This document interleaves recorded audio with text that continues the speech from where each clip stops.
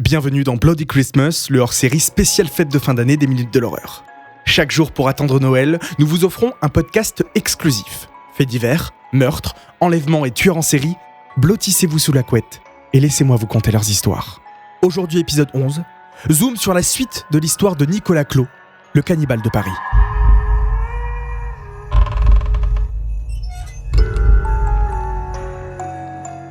Le 4 octobre 1994, tout bascule. Nicolas va réaliser l'un de ses plus grands fantasmes, tuer.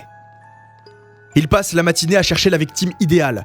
D'abord dans la rue, puis autrement. Il va sur son Minitel se rendre sur un forum de SM et discute avec Thierry. Peu méfiant, Thierry incite Nicolas à venir chez lui. Et vers midi, Nicolas s'y rend avec un 22 mm caché sous sa veste. À peine l'hôte n'a eu le temps d'ouvrir la porte qu'il s'est fait tirer dessus. Nicolas est rentré, a visité l'appartement avant de tirer une deuxième fois sur sa victime. Il a mangé des biscuits et a ensuite retiré une troisième fois. Avant de partir, il a pris son chéquier, sa carte bancaire, son portefeuille, un réveil et un répondeur et il a cassé un pot de plantes sur la tête de sa victime.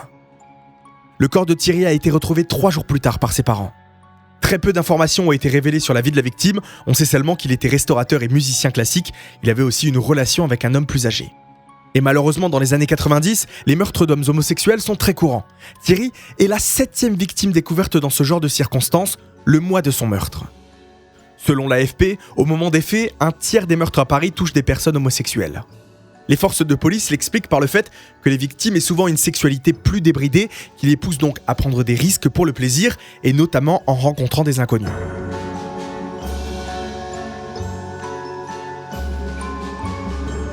Nicolas Clos a été démasqué quelques temps après le meurtre, quand il a effectué un achat avec le chéquier de la victime.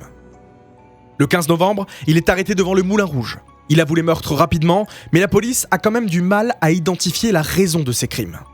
Il semblait trop prémédité et contrôlé pour être un cambriolage qui a mal tourné. Y avait-il donc une motivation sexuelle ?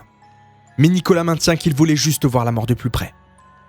En attendant son procès, il a été détenu à Fleury-Mérogis et il a été examiné par des spécialistes en psychiatrie et a été diagnostiqué avec un trouble borderline de la personnalité. Il est également nécrophile et sadiste. La police soupçonnait toujours Clos d'avoir commis d'autres meurtres, mais aucune preuve ne l'y relie. Son procès s'est ouvert le 9 mai 1997. Il a été condamné à une peine de 12 ans d'emprisonnement. Pendant celle-ci, Nicolas s'est mis à la peinture et à la vidéo et après seulement 7 ans d'emprisonnement, il est libéré le 22 mars 2002.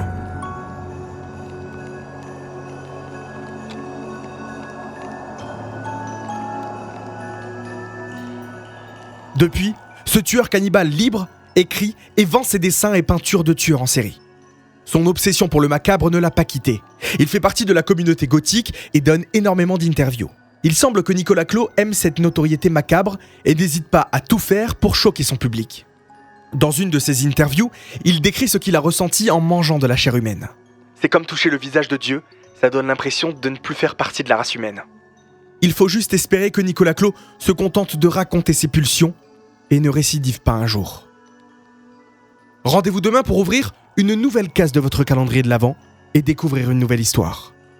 Tous ces podcasts sont disponibles en vidéo sur mon compte TikTok, @lucas_foy. En attendant, prenez soin de vous et ne faites confiance à personne, même pas au Père Noël.